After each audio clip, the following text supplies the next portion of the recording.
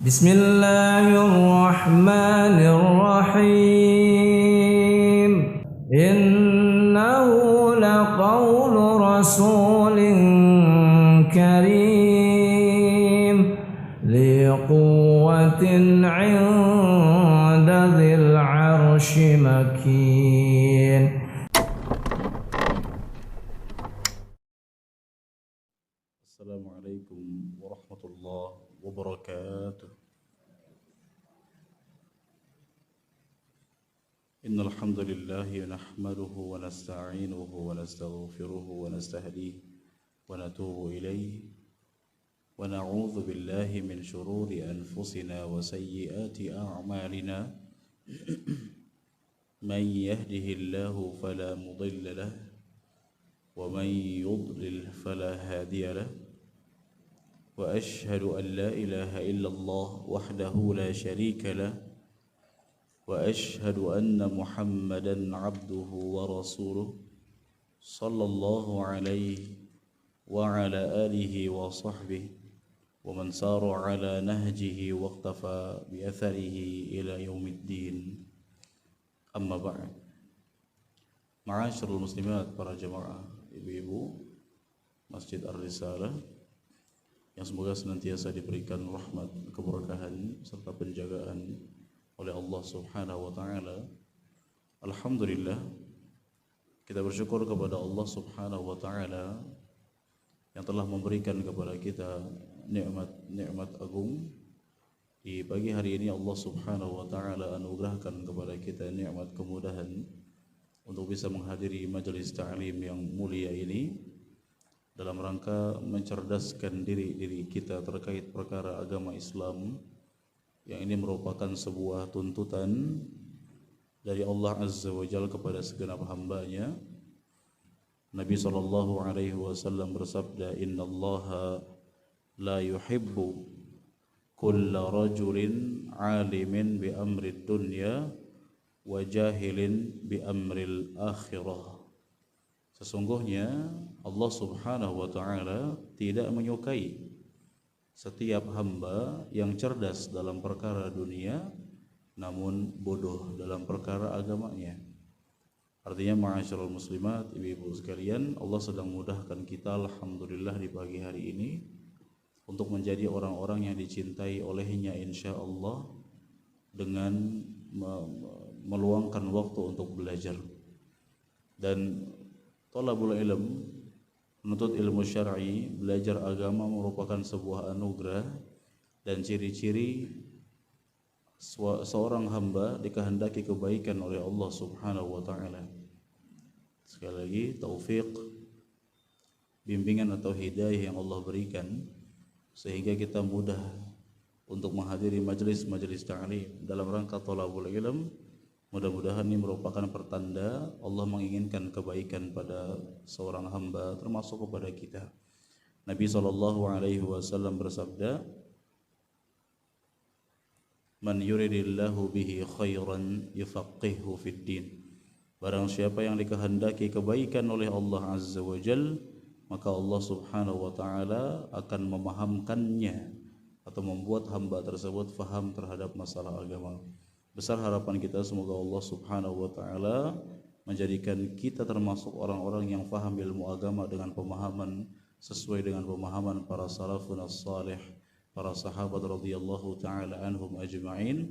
Dan kita memohon kepada Allah untuk istiqamah dalam keikhlasan dalam berbicara maupun keikhlasan dalam beramal saleh.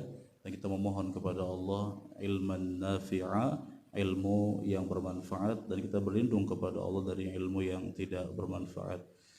Ibu-ibu sekalian, di hari ini insyaallah kita akan membahas perkara yang sangat penting dalam Islam, yang alhamdulillah bulan demi bulan silih berganti begitu cepat. Tidak terasa sekarang kita telah memasuki bulan Sya'ban, ibu-ibu ya, yang mana Nabi SAW memuliakan bulan Sya'ban dengan mengerjakan berbagai macam amal saleh, termasuk diantaranya adalah mengerjakan puasa sunnah. Dan para sahabat termasuk juga istri Nabi SAW menceritakan, tidaklah aku melihat Nabi SAW berpuasa atau sering berpuasa di suatu bulan melainkan di bulan Sya'ban. Maka nasihat kami kepada kami pribadi dan ibu-ibu tanpa terkecuali, di bulan Sya'ban ini hendaknya kita perbanyak ketaatan kepada Allah sebagai bentuk pemanasan ibu-ibu, sebagai bentuk latihan menghadapi bulan yang sangat ditunggu-tunggu kehadirannya, bulan Ramadan, syahrul maghfirah, bulan ampunan, bulan rahmat, bulan perlombaan dalam mengerjakan ketaatan, dan bulan keridhaan serta ampunan dari Allah Azza wa Jalla.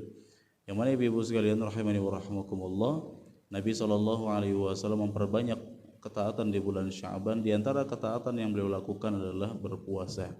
Maka ibu-ibu sekalian silahkan yang terbiasa mengerjakan puasa sunnah teruskan kebiasaan baiknya. Namun bagi yang belum terbiasa atau jarang-jarang puasa sunnahnya, silahkan mengerjakan puasa sunnah di pertengahan pertama bulan Sya'ban.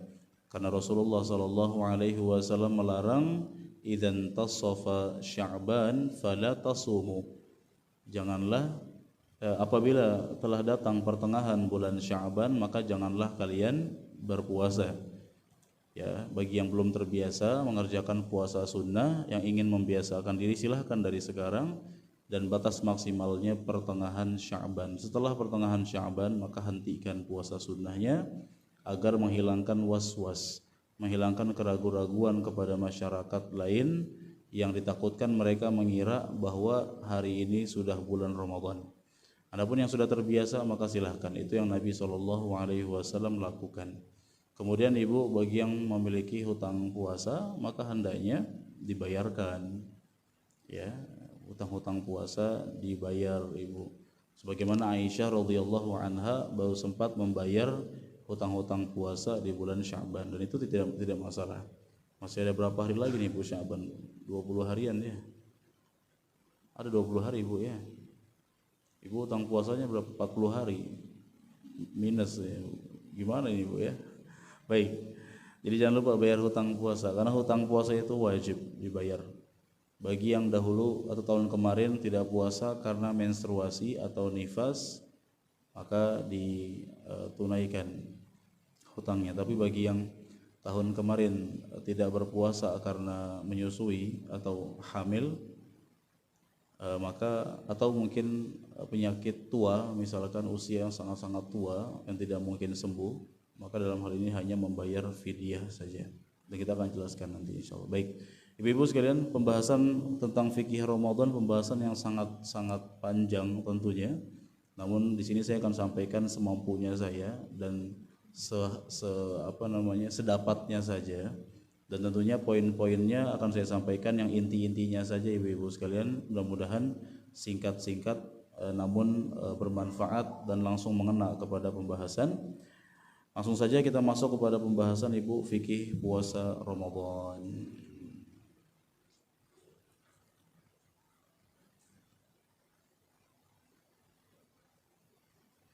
Poin pertama,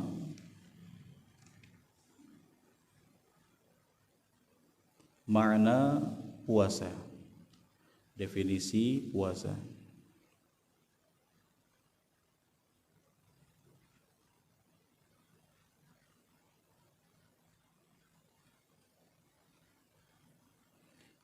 Puasa secara bahasa adalah al-imsaku. Puasa secara bahasa adalah menahan.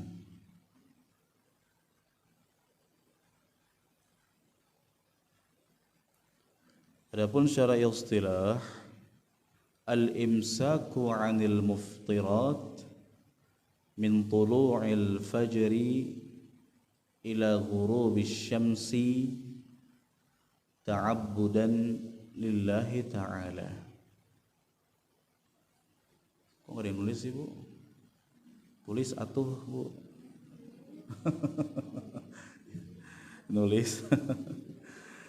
Nungguin subtitlenya pasti kan. Apa itu puasa? Puasa secara istilah adalah menahan diri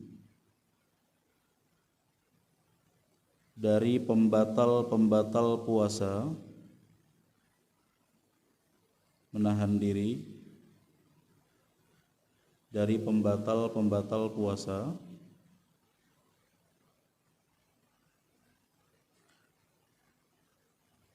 dari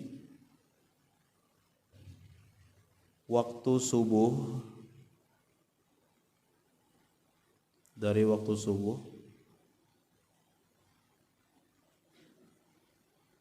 sampai terbenam matahari,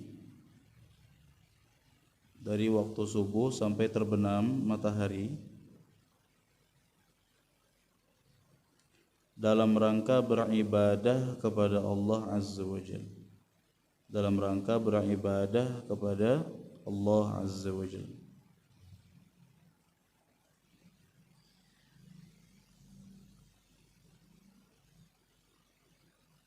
Baik, nah itu definisi puasa, Ibu. Puasa secara bahasa adalah menahan diri. Seseorang yang sedang menahan diri secara bahasa dinamakan sedang puasa. Ada orang menahan diri tidak mau berbicara, maka secara bahasa dia sedang puasa. Puasa apa, Ibu? Puasa bicara. Ada orang menahan diri tidak mau makan yang berwarna-berwarna, dia sedang puasa mutih biar kebal katanya. Secara bahasa iya, dia dikatakan sebagai orang yang sedang berpuasa. Ada lagi sebagian ibu-ibu puasa menahan belanja online, puasa belanja ini namanya. Itu secara bahasa, Ibu.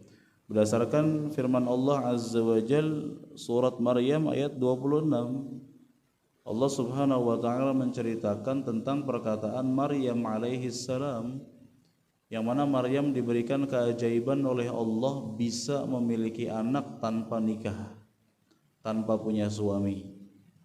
Loh, dari mana benihnya? Allah Maha mampu mengerjakan segala sesuatu. Dan Allah ketika ingin sesuatu hanya mengatakan kun fayakun, jadi maka jadilah. Maryam alaihi salam diberikan anugerah anak tanpa suami, yang pastinya, Ibu, seorang perempuan tiba-tiba bawa anak padahal belum pernah menikah, ketika pulang ke kampungnya, viral gak sih? Serba viral. Masyarakat Indonesia sendiri kan kadang-kadang latah, ya. Ada orang merantau pas pulang ke kampung bawa mobil, bawa mobil nih, sukses kayaknya nih. Tapi denger-denger ya, digosipin, Bu. Tapi kalau pulang ke kampungnya nggak bawa apa-apa, masa merantau nggak bawa apa-apa, itu dia. Termasuk Maryam dibincangkan saat itu karena pulang-pulang bawa anak, Bu, padahal belum pernah menikah. Akhirnya mereka menuduh Maryam yang tidak-tidak. Ya ukhta Harun, atau ya Maryamu laqad ji'ti syai'an fariyya, wahai Maryam, engkau telah membawa perkara yang sangat mungkar. Ya ukhta Harun, wahai saudarinya Harun, maka na abuki imra'asau, bapakmu itu bukan orang buruk, wa makanat ummuki baghiyya, dan ibumu bukanlah wanita nakal. Kok bisa bapaknya orang baik, ibunya orang baik, kok anaknya begini, pulang-pulang bawa anak padahal belum pernah menikah. Nah, sebelumnya Allah Subhanahu wa taala telah memerintahkan kepada Maryam, kalau ada yang bertanya, katakan kepadanya, inni nazartu lirrahmani shauma, aku sedang bernazar, berjanji kepada Allah untuk berpuasa, Ibu. Ternyata puasa versi Maryam saat itu puasa bicara. Maka yang sedang menahan sesuatu dinamakan dengan puasa. Secara istilah, puasa adalah menahan diri dari pembatal-pembatal puasa. Dari kapan, Ibu? Dari kapan? Subuh, terbit fajar. Fajar yang dimaksud subuh, dengan ditandai adanya kumandang azan dari seorang muadzin, bukan ditandai dari kumandang insab. Atau insab, Bu? Insab ya, sebelum subuh kita suruh insab, Bu.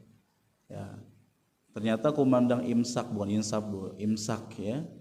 Imsak itu maksud dari muadzin mengumandangkan imsak itu, kita suruh bersiap-siap untuk menunaikan sholat subuh, karena sebentar lagi subuh. Cuma masyarakat Indonesia memahami kalau sudah ada kumandang imsak, mereka nggak berani makan, nggak berani minum. start puasa sejak imsak, padahal start puasa itu puasa dimulai sejak terbit subuh, azan subuh. Kalau ibu sahur 5 menit sebelum subuh boleh nggak? Biasanya imsak itu kan 10 menit sebelum subuh biasanya. Ya, kita 5 menit sebelum subuh kita masih makan.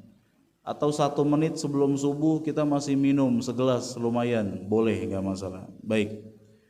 Dari terbit subuh sampai terbenam matahari ibu, makanya nggak ada puasa setengah hari. Kan buat ngelatih anak, iya ibu, ngelatih anak, tapi nggak ada puasa setengah hari ibu. Ya dulu para sahabat melatih anak-anak mereka untuk puasa full sambil diiming-imingi mainan. Ya, berupa boneka terbuat dari kain dahulu para sahabat. Nah maka kalau anak-anak belum bisa puasa ya jangan dipaksa puasa. Tapi untuk melatih boleh. Ya misalkan setengah hari pun gak ada masalah, tapi jangan berikan keyakinan ada istilah puasa setengah hari. Sehingga nanti akhirnya mereka ketika dewasa masih punya keyakinan itu. Bolehnya puasa setengah hari. Nah tidak ibu ya. Baik. Lanjut, saya percepat sedikit. Poin selanjutnya,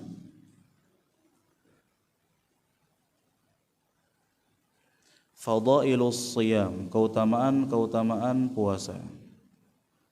Keutamaan puasa sangat banyak ibu. Saya sebutkan poin-poinnya saja.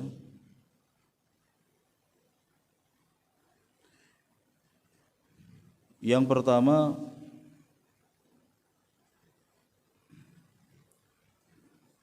puasa merupakan amalan penghapus dosa.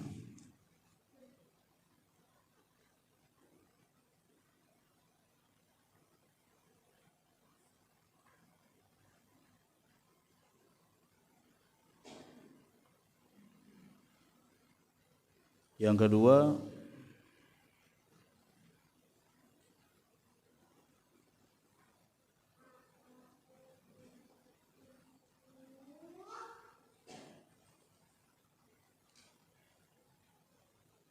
puasa merupakan perisai. Perisai itu tameng, penghalang. Puasa merupakan perisai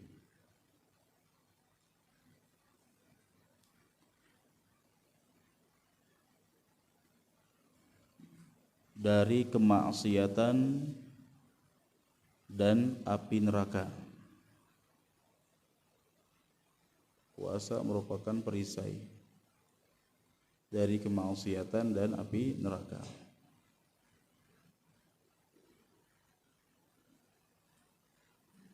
Yang ketiga,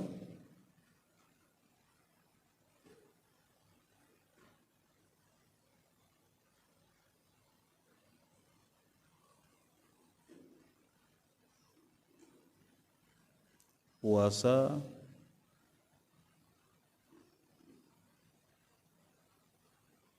mendidik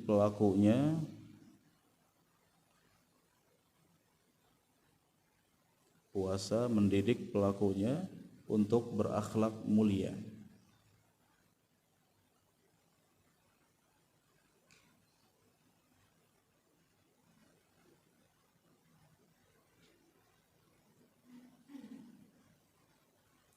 Yang ketiga, 4 bu ya, insyaallah. Maksud saya 4 bu, maksud saya. Ya. Ibu salah dengar kali. Yang keempat ya, orang yang berpuasa disediakan pintu khusus. Orang yang berpuasa disediakan pintu khusus menuju surga.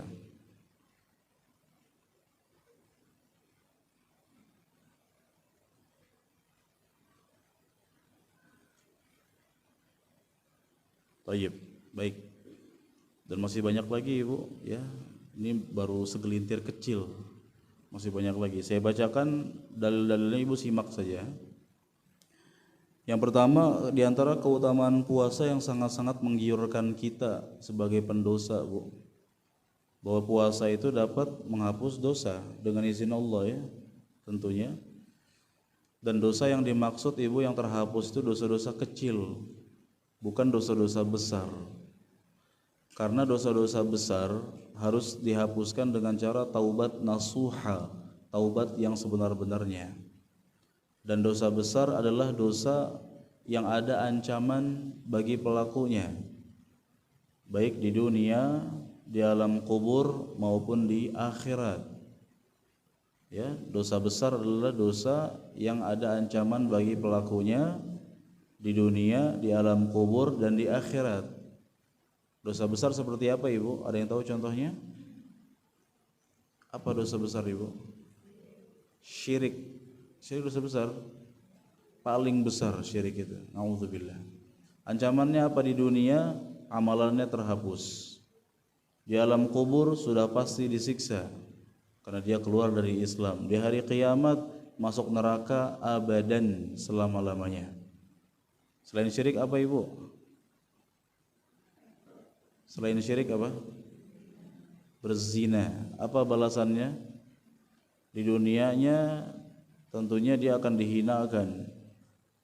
Kemudian di alam kuburnya dia akan disiksa di sebuah panci besar, dikumpulkan bersama ya, laki-laki perempuan yang tak berpakaian, dibakar dari bawah sampai hari kiamat.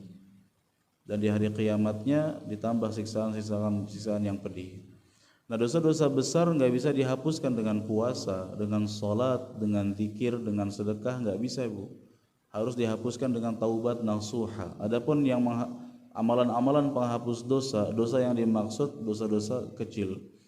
Nabi SAW bersabda dalam hadis yang muttafaqun alaih dari sahabat Abu Hurairah radhiyallahu taala anhu, "Man shoma Ramadhana imanan wa ihtisaban ghufira lahu ma taqaddama min dhanbihi." Barang siapa yang berpuasa Ramadan, barang siapa yang berpuasa di bulan Ramadan dengan penuh keimanan dan berharap pahala, maka Allah Subhanahu wa taala akan mengampuni dosa-dosanya yang telah lalu. Barang siapa yang berpuasa di bulan Ramadan dengan penuh keimanan dan berharap pahala, maka Allah akan mengampuni dosa-dosanya yang telah lalu. Masya Allah. Ya, dengan kita berpuasa Allah akan berikan kita ampunan Ibu. Kemudian faedah yang kedua, ketiga, ya kedua dan ketiga. Tadi yang kedua apa Ibu? Keutamaan puasa yang kedua apa? Perisai. Yang ketiga apa? Mendidik pelakunya berakhlak mulia. Ini terkumpul dalam sebuah hadis dari Abu Hurairah radhiyallahu taala anhu, anna Rasulullah sallallahu alaihi wasallam qala, bahwa Nabi sallallahu alaihi wasallam bersabda, qala Allah azza wa jalla, Allah azza wa jalla berfirman, ini hadis qudsi Ibu, kullu amali bani Adam lahu illa as-siyama fa innahu li wa ana ajzi bihi. Setiap amalan anak Adam adalah untuknya kecuali puasa. Puasa itu untukku.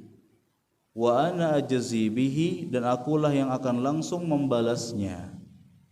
Kata para ulama Ibu, setiap amalan soleh itu sudah diketahui berapa nominal pahalanya, kecuali puasa. Puasa itu hanya Allah yang maha mengetahui pahalanya jumlahnya berapa.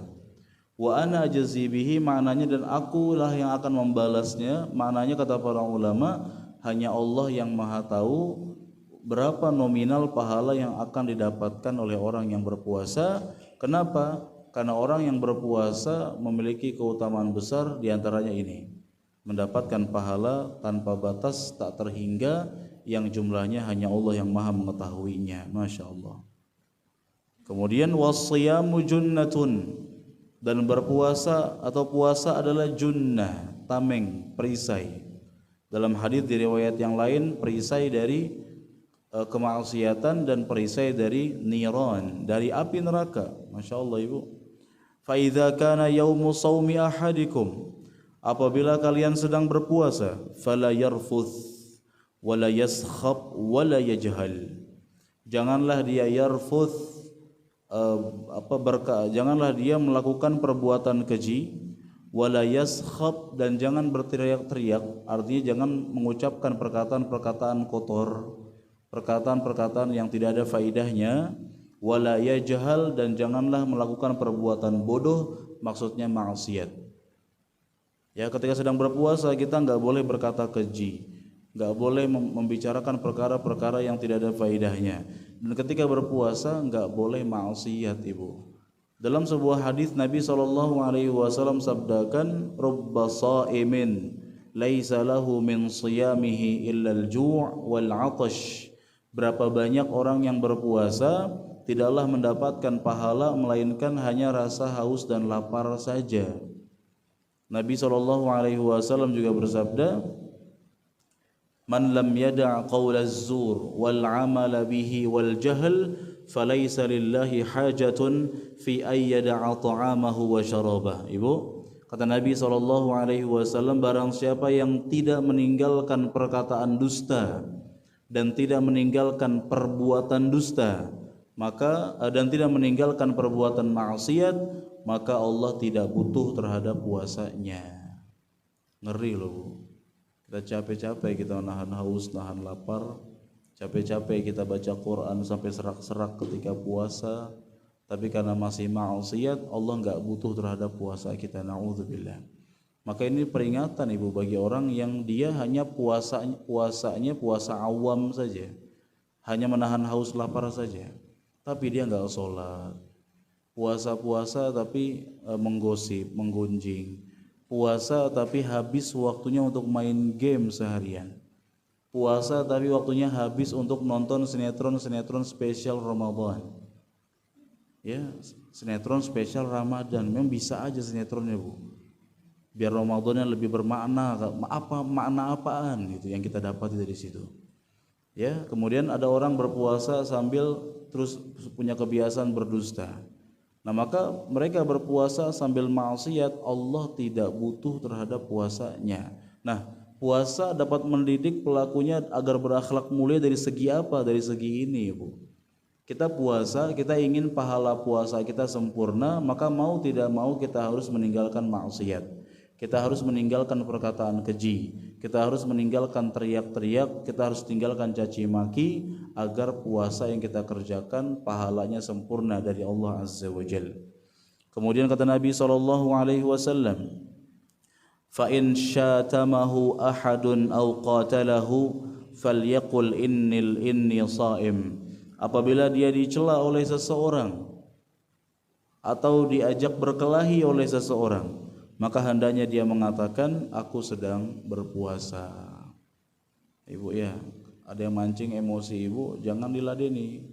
Katakan, maaf saya sedang puasa, tunggu pas buka ya. Gak ada ampun dari saya. Enggak, Bu, enggak gitu.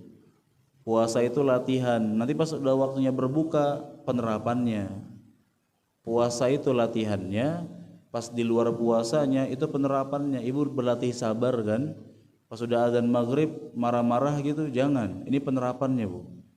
Bukan berarti pas buka, pas sahur boleh berkelahi, mencaci maki, tidak.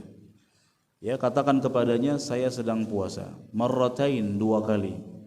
Lalu Nabi SAW melanjutkan hadis qudsinya, hadis firman Allahnya, walladzi nafsu Muhammadin biyadihi, demi zat yang jiwa Muhammad berada di tangannya, demi Allah, la khalufu famis shaim atyabu 'indallahi yaumal qiyamah min rihil misk.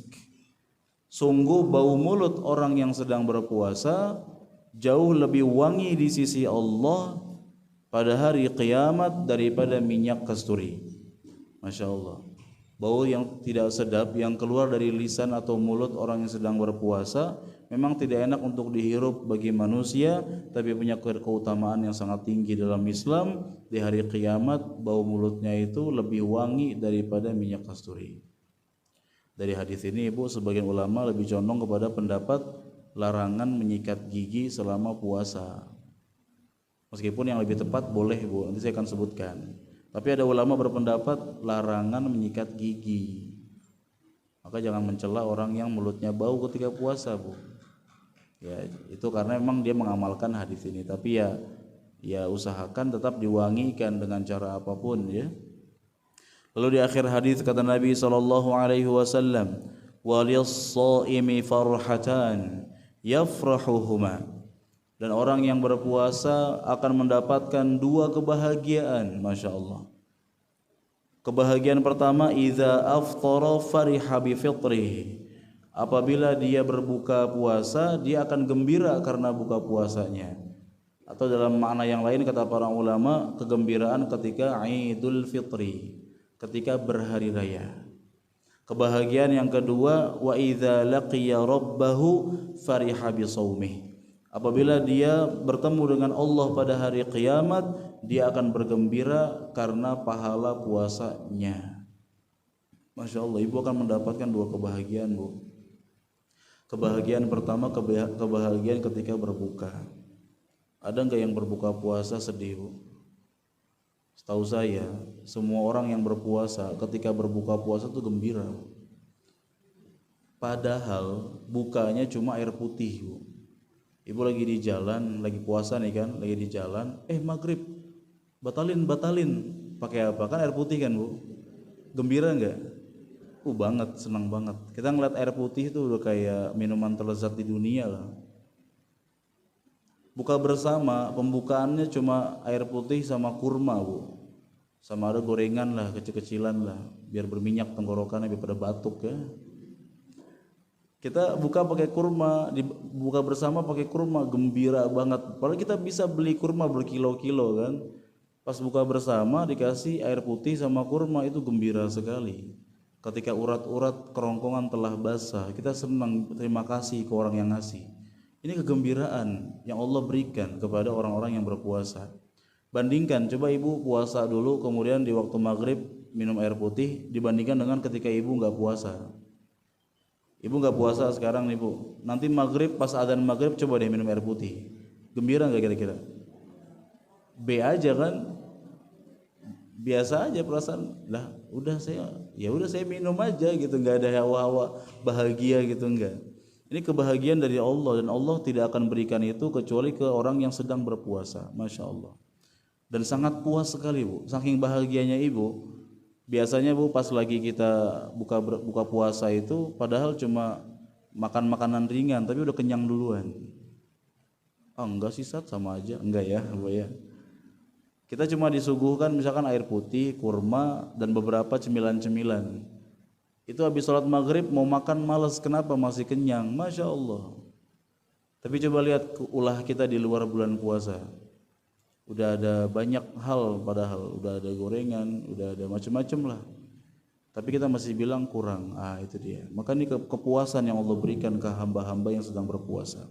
Dan kebahagiaan yang paling besar, yang paling kita cari adalah, Ibu, kebahagiaan ketika bertemu dengan Allah pada hari kiamat, membawa pahala puasa yang sangat banyak. Nah, kemudian keutamaan yang tadi yang keempat, hadisnya kata Nabi sallallahu alaihi wasallam,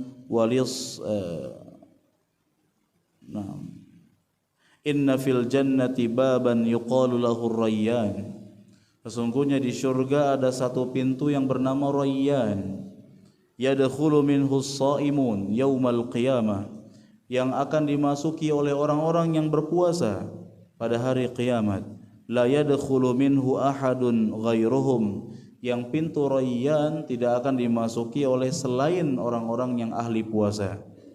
Dikatakan kepada mereka, ainas shaimun, mana orang-orang yang sedang berpuasa? Fayaqumun, lalu mereka bangkit, la yadkhulu minhu ahadun ghairuhum, yang tidak ada orang lain selain mereka yang memasuki pintu tersebut. Fa idza dakhalu ughliqa falam yadkhul minhu ahadun, apabila orang-orang yang ahli puasa sudah masuk ke dalam pintu Rayyan, maka pintunya pun tertutup dan tidak akan dibukakan oleh selain mereka. Masya Allah, Ibu ya. Ini bentuk pengkhususan Allah kepada hamba-hamba yang ahli puasa. Yang ahli puasa dalam artian di sini mengerjakan puasa Ramadan dengan khusyuk, dengan sempurna, dan mengerjakan puasa sunnah. Kalau yang jarang puasa sunnah, Bu, dia hanya khusyuk dalam puasa Ramadan. Kira-kira diberikan anugerah pintu Rayyan tidak? Dapat nggak Bu kira-kira? Dia jarang puasa sunnah, apalagi istri. Istri itu nggak boleh puasa sunnah kalau suaminya nggak mengizinkan. Suami nggak mengizinkan ibu untuk puasa sunnah, ibu nggak boleh puasa sunnah. Meskipun puasa sunnah yang pahalanya sangat besar, seperti puasa Arafah, puasa Ashura dan Tasu'a 9-10 Muharram, lalu puasa Senin Kamis, Ayyamul Bid, hari-hari terang bulan 13, 14, 15 setiap bulan Hijriah. Kemudian puasa awal Dzulhijjah dan seterusnya. Suami enggak mengizinkan, ibu enggak boleh puasa. Nah, akhirnya sebagian istri memfokuskan dirinya dan mengkhusyukkan dirinya ketika mengerjakan puasa Ramadan. Kira-kira Bu, kalau dia hanya fokus ke puasa Ramadan saja, apakah dipanggil juga dari pintu Rayyan? Gimana jawabannya Bu? Insya Allah apa nih? Yakin Bu ya? Kita hanya meyakini saja bahwa berdasarkan kabar dari sini, orang-orang yang ahli puasa insya Allah Ibu akan dipanggil lewat pintu Rayyan. Loh, bagaimana dengan orang yang dia ahli sedekah, ahli sholat, ahli puasa? Lewat pintu mana dia akan masuk ke dalam surga? Lewat mana Bu? Pintu surga kan ada 8 ya. Lewat mana dia masuk surga? Nah, di sini dia bebas untuk memilih. Semua pintu memanggilnya, termasuk diantaranya adalah Abu Bakar As-Siddiq. Abu Bakar As-Siddiq merupakan sosok manusia yang insya Allah di hari kiamat akan dipanggil lewat semua pintu, karena beliau begitu ahli dalam berbagai macam ibadah kepada Allah. Nah, kalau ibu ingin dipanggil secara khusus lewat pintu khusus, maka khusyukkan puasa. Bukan berarti terjemahannya atau maknanya itu ini berlaku untuk orang yang rajin puasa sunnah saja. Yang enggak rajin puasa sunnah cuma mencukupkan dengan puasa Ramadan saja, enggak dapat, tidak seperti itu. Karena ibu bisa jadi ada orang yang ahli puasa, dia rajin puasa sunnah. Dia rajin puasa sunnah, sangat rajin, bahkan dia ahli dalam masalah ini. Tapi tadi puasanya puasa awam, puasa hanya menahan haus dan lapar. Gibahnya jalan, kemudian bohongnya juga masih dipelihara, kedengkiannya masih dia kembang biakan, naudzubillah. Dalam hal ini puasanya tidak bermanfaat baginya. Baik, lanjut. Poin selanjutnya, hukum puasa. Hukmu as-shiyam, hukum puasa.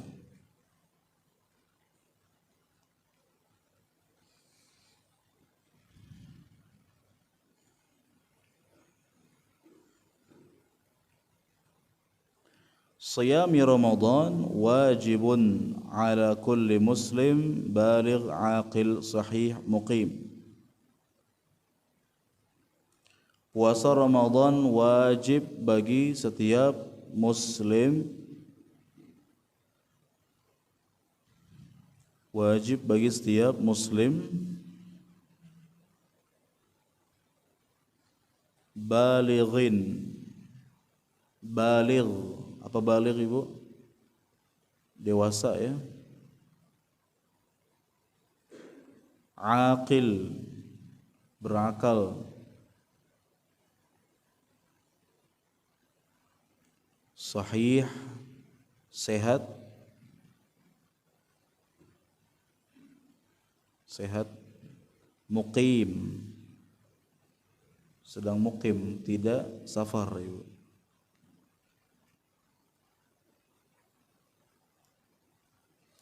Puasa Ramadan wajib bagi setiap muslim baligh yang dewasa, berakal, sehat dan muqim, tidak safar. Sepakat para ulama tentang kewajiban puasa bagi orang-orang ini. Wajib bagi setiap muslim, maka orang-orang kufar tidak wajib puasa. Wajib bagi baligh, bagi orang yang sudah dewasa. Dewasa dalam artian sebagian ulama mengatakan genap 15 tahun. Sebagian mengatakan ketika bisa mimpi basah bagi laki-laki dan menstruasi bagi perempuan. Aqil, berakal, yang gila tidak wajib puasa. Sahih, sehat Ibu. Sehat, tidak sakit, tidak sedang menstruasi, tidak sedang nifas, dia sehat. Muqim dan tidak sedang safar, dan masing-masing ada perinciannya nanti. Baik. Dalil tentang kewajiban puasa Ramadan sangat masyhur, sangat familiar sekali Ibu. Terdapat dalam surat Al-Baqarah 183 sampai 185.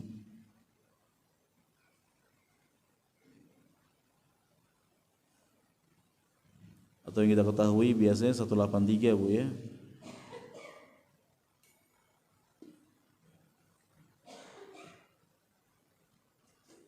Saya minum dulu Bu. Ibu juga kalau minum, minum aja Bu, nggak apa-apa. Minum, makan, masak nggak apa-apa, silakan Bu. Insyaallah.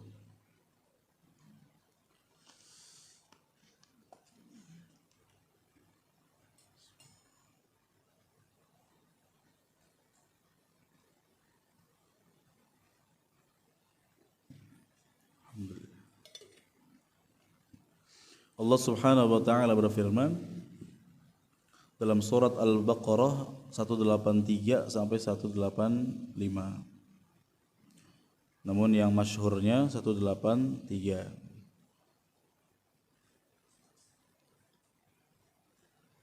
Allah Subhanahu wa taala berfirman, Ya ayyuhalladzina amanu kutiba alaikumus shiyam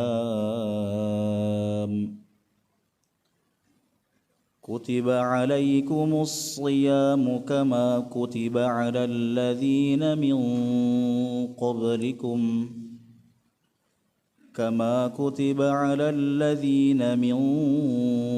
qablikum la'allakum tattaqun. Ayyaman ma'dudat. فمن كان منكم مريضا أو على سفر فعدة من أيام أخر وعلى الذين يطيقونه فدية طعام مسكين فمن تطوع خيرا فهو خير له وأن تصوموا خير لكم إن كنتم تعلمون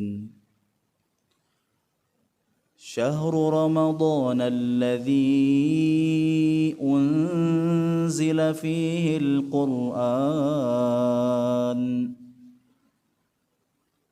شهر رمضان الذي أنزل فيه القرآن هدى للناس وبينات من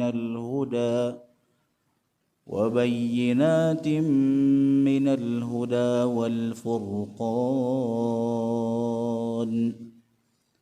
فمن شهد منكم الشهر فليصمه ومن كان مريضا أو على سفر فعدة من أيام أخر يريد الله بكم اليسر ولا يريد بكم العسر ولتكملوا العدة ولتكبروا الله على ما هداكم وَلَعَلَّكُمْ تَشْكُرُونَ.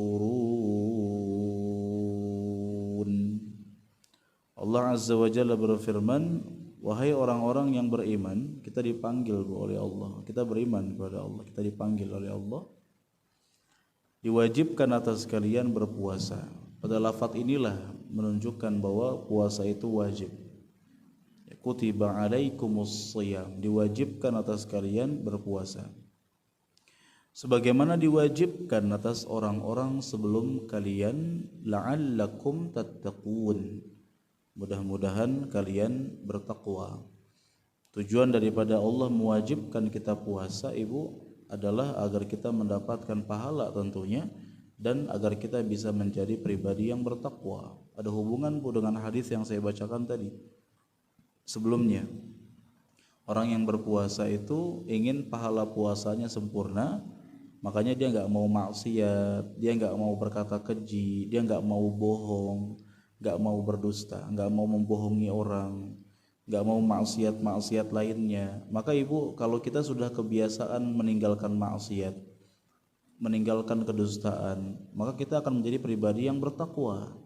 Maka itulah hikmah pensyariatan ibadah puasa. Puasa mendidik kita agar menjadi pribadi yang bertakwa. Paham Ibu? Jelas nggak Bu? Jelas. Ya. Dan dua ayat setelahnya yang saya bacakan tadi itu seputar fikih-fikih puasa. Kalau yang safar seperti apa, yang sakit seperti apa, yang sudah nggak mampu puasa seperti orang-orang yang sudah sangat tua harus berbuat apa, dan seterusnya. Kita akan bacakan perinciannya di poin-poin setelahnya insyaallah Ibu. Baik, lanjut.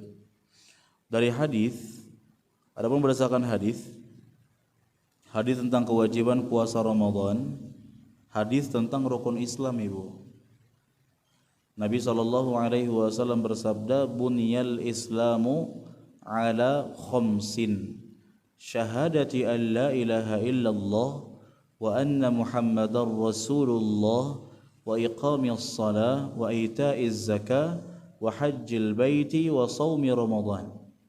Nabi SAW bersabda bahwasanya Islam dibangun di atas berapa rukun Ibu? Rukun Islam ada berapa?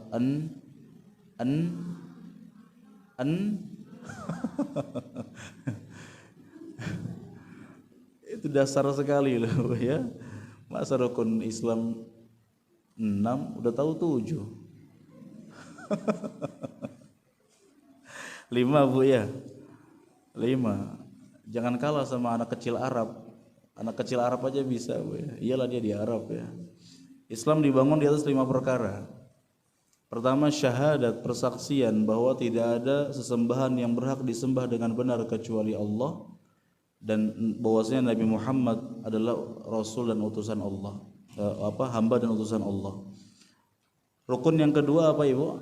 Setelah syahadat, iqamis shalah, mendirikan salat. Rukun ketiga apa? Itaiz zakah, menunaikan apa? Zakat. Rukun yang keempat apa? Sebagian riwayat mengatakan puasa. Yang keempat, sebagian riwayat mengatakan haji dulu, dan puasa menjadi rukun yang kelima. Wa shaumi Ramadan. Ala kulli hal, apakah puasa itu di rukun keempat atau kelima, yang penting puasa merupakan rukun Islam Ibu. Rukun Islam itu ibaratnya sebuah pondasi-pondasi. Islam merupakan bangunannya. Kalau satu pondasi, satu asas runtuh, maka bangunan keislaman akan runtuh semuanya. Sepakat para ulama bahwa semua orang yang mengingkari akan kewajiban puasa Ramadan, maka dia telah keluar dari Islam. Ada orang nggak mau puasa Bu, dia bulan puasa dia minum, dia makan di siang hari Ramadan, naudzubillah. Nah maka kalau dia meyakini bahwa puasa itu tidak wajib, maka dia keluar dari Islam. Dan ada ancaman dari Nabi SAW. Ketika itu Nabi SAW diperlihatkan pemandangan siksaan di neraka Ibu. Ada kaum-kaum yang mereka digantung kaki-kaki mereka, mu'allaqin, kaki-kaki mereka digantung. Mas,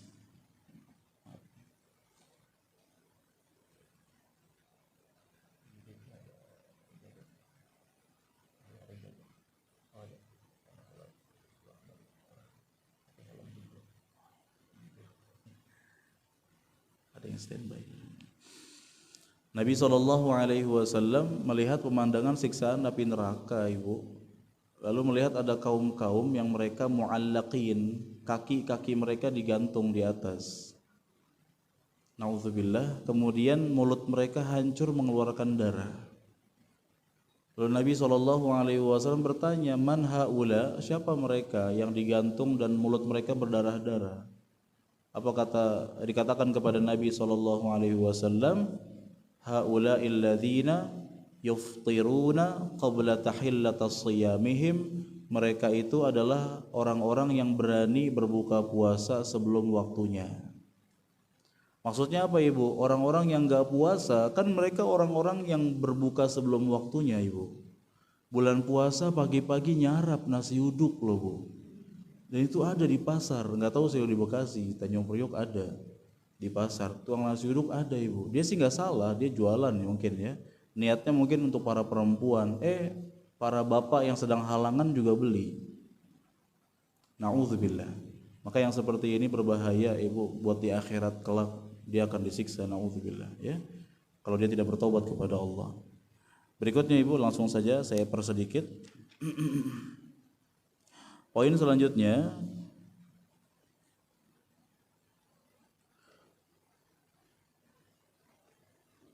puasa Ramadan ditetapkan dengan ru'yatul hilal.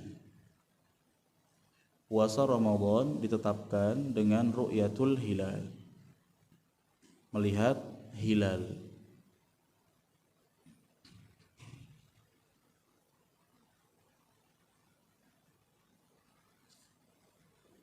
Maksudnya apa Ibu? Penentuan awal bulan Hijriyah, Ibu, penentuan awal bulan Hijriyah itu ditentukan dengan memantau hilal yang dilakukan setiap tanggal 29 di setiap bulan Hijriyah. Misalnya nih Ibu, misalnya sekarang tanggal 29 Sya'ban, misalnya Ibu. Berarti nanti habis asar tim pemantau hilal sudah bergegas siap-siap menyebar di beberapa titik-titik. Biasanya mereka di tempat-tempat tinggi, ada juga yang di laut pakai kapal. Karena tempat tinggi itu kan bisa melihat terbenam matahari dan terbitnya awal bulan dengan jelas. Begitu pula yang di tengah laut bisa melihat dengan jelas. Misalnya sekarang tanggal 29 Sya'ban, nanti sore tim bergerak memantau Ibu. Apabila ketika terbenam matahari lalu tiba-tiba muncul hilal. Hilal itu awal bulan, bentuknya seperti bulan sabit, bahkan lebih tipis dari bulan sabit kadang-kadang Ibu. Kayak hanya garis begitu. Ada juga di sebagian negara di musim panas kan, bulan terlihat jelas, sangat jelas sekali. Maka Ibu besok ditetapkan sebagai awal bulan. Berarti nanti malam sudah taraweh. Paham gak Bu? Jelas gak Bu ya? Jelas ya? Kalau misalkan di hari ini tanggal 29 Sya'ban di momen terbenamnya matahari, hilal nggak kelihatan. Hilal nggak kelihatan karena mendung atau memang nggak kelihatan sama sekali, maka besok dikategorikan sebagai tanggal 30 Sya'ban. Berarti bulan puasanya lusa. Paham Ibu? Paham Ibu? Hadisnya kata Nabi SAW, sumu li ru'yatihi wa aftiru li ru'yatihi. Berpuasalah karena melihat hilal dan berbukalah, maksudnya berlebaranlah, berhari rayalah karena melihat hilal. Fa in ghummiya 'alaikumus syahru fa'uddu 30.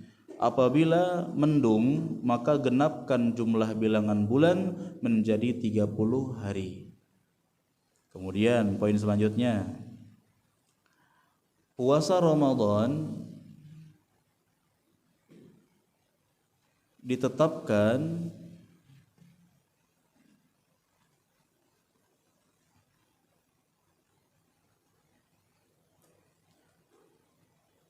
berdasarkan munculnya hilal.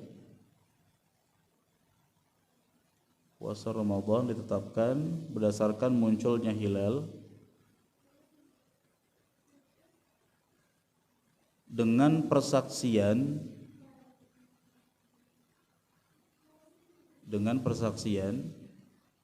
minimal satu orang. Minimal satu orang.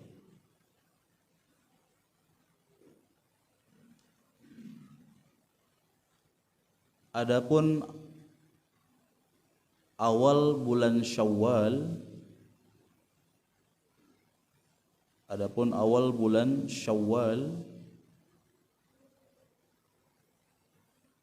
minimal 2 orang.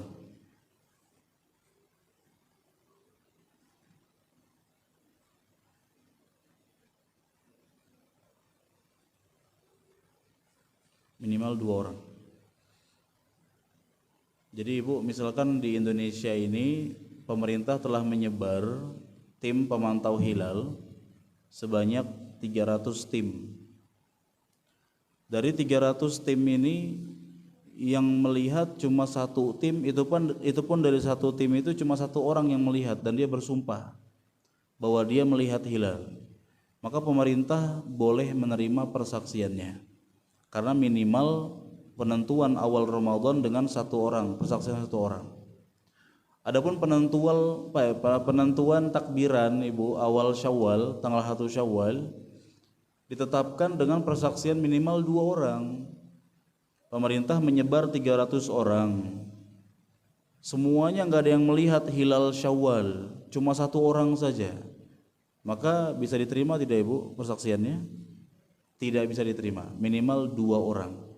Hadisnya ya hadis dari gubernur Makkah yaitu Al-Harits ibn Hatib, yang beliau merupakan sosok sahabat yang bertemu langsung dengan Nabi SAW. Lalu beliau mengatakan, fa in syahida syahidani muslimani fasumu wa aftiru. Rasulullah SAW mengumumkan apabila ada minimal 2 orang yang bersaksi melihat hilal, maka berpuasalah dan berlebaranlah. Sekali lagi Ibu, apabila ada minimal 2 orang bersaksi melihat hilal, minimal 2 orang bersaksi melihat hilal, maka berpuasalah dan berlebaranlah. Di hadis ini, hadis Al-Harits bin Hatib, gubernur Mekah ini, disebutkan baik penentuan puasa maupun penentuan lebaran sama-sama dari 2 orang. Kemudian dalam hadis yang lain, Ibu, hadis Abdullah bin Umar radhiyallahu taala anhuma, beliau mengatakan, tara'an nas al-hilal. Manusia atau para sahabat saat itu saling berusaha melihat hilal. Fa akhbartu Rasulullah sallallahu alaihi wasallam, lalu aku mengabarkan kepada Nabi sallallahu alaihi wasallam bahwasanya aku melihat hilal sendirian. Lalu apa respon Nabi? Fasoma wa amara an-nasa bisiyami. Maka Nabi sallallahu alaihi wasallam pun berpuasa dan memerintahkan manusia untuk berpuasa berdasarkan persaksian Abdullah bin Umar. Ibu perhatikan. Hadis pertama tadi menunjukkan untuk puasa dan untuk lebaran sama-sama harus dari 2 orang. Tapi hadis Abdullah bin Umar mengatakan cuma aku yang melihat dan Nabi menerimanya. Maka dari 2 hadis ini kata para ulama diambil kesimpulan bahwa puasa ditentukan dari persaksian minimal 1 orang, sedangkan lebaran ditentukan dari minimal persaksian 2 orang. Jelas Ibu? Jelas. Baik, poin selanjutnya.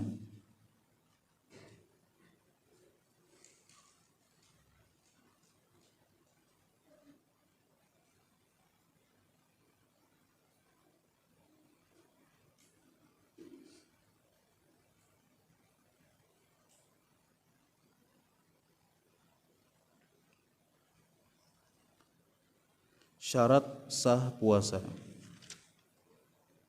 Syarat sah puasa.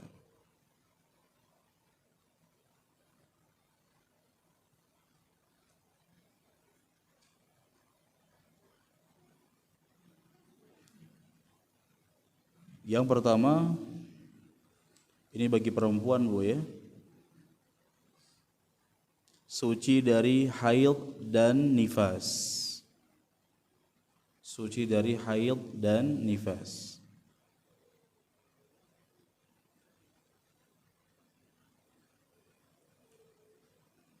Syarat yang kedua, an-niyatu, niat. Syarat pertama suci dari haid dan nifas. Syarat yang kedua niat.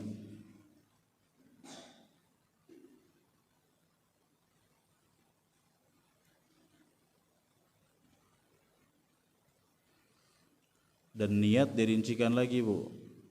Ya, syarat yang kedua itu niat. Perinciannya pertama al-jazm, tekad kuat.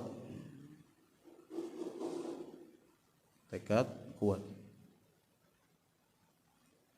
Yang kedua at-ta'yin,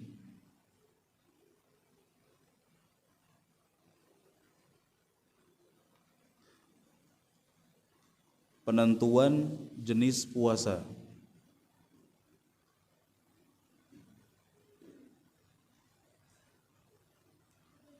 Penentuan jenis puasa. Yang ketiga at-tabyid, berniat sejak malam. Berniat sejak malam.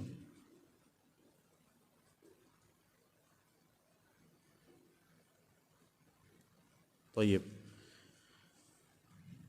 Jadi syarat sah puasa cuma dua. Pertama, suci dari haid dan nifas bagi perempuan. Dan yang kedua, niat, Ibu. Niat yang dimaksud, niat dalam hati ya Ibu ya, tanpa ada lafaz-lafaz apapun dari Nabi SAW. Dan berniat yang dimaksud oleh para ulama, pertama adalah al-jazm, harus ada tekad, nggak boleh terpaksa. Harus ada tekad kuat.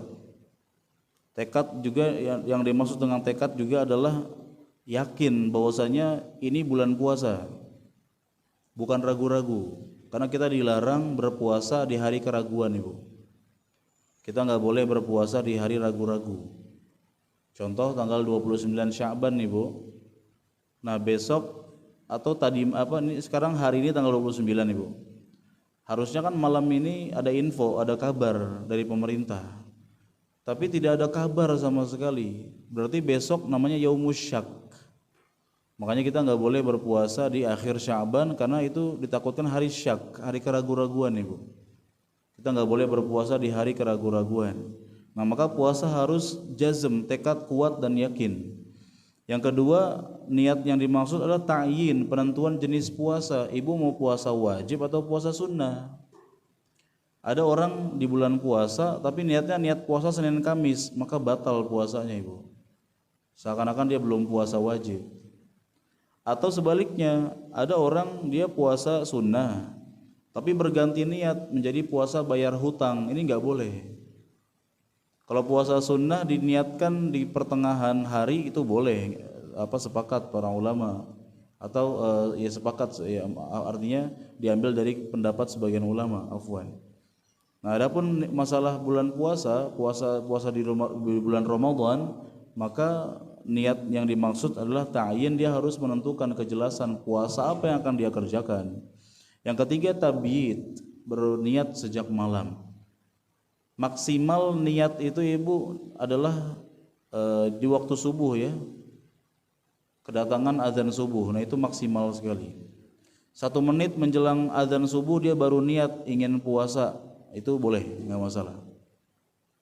Ya, sebagian ulama berpendapat cukup sekali niat di awal bulan untuk 30 hari. Sebagian lain mengatakan setiap malam harus ada niat. Ibu harus terbesit, besok saya mau puasa. Kalau kita nggak niat, Bu, kita nggak ada niat buat berpuasa, misalkan sahurnya kita kebablasan, bangunnya udah azan, dalam keadaan tadi malam belum niat sama sekali, maka batal puasanya. Ya, baik. Yang berikutnya,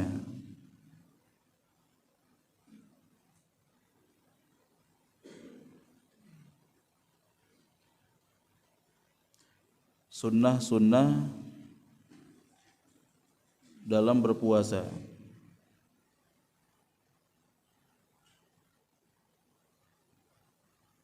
Sunnah-sunnah dalam berpuasa.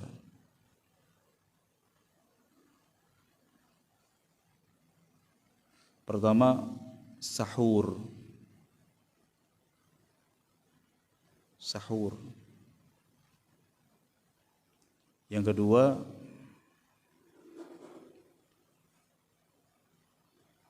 mengakhirkan sahur. Mengakhirkan sahur.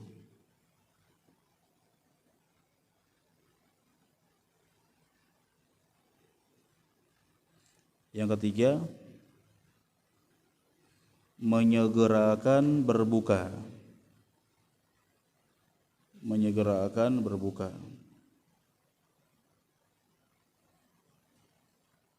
Yang keempat, berbuka dengan rutab, kurma muda ya. Rutab ini kurma basah, kurma muda, lezat sekali itu. Atau kurma biasa.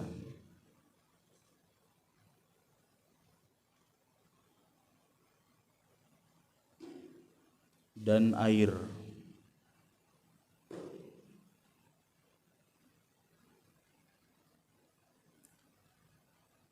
Yang ketujuh, 5, iya, fokus berarti Bu ya. Saya ngetes ya. Ngetes apa yang beneran salah, beneran salah ya. Ad-du'a indal fitr, berdoa ketika berbuka.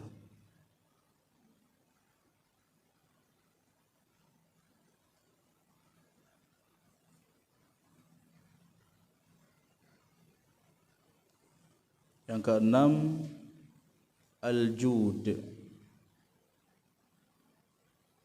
dermawan.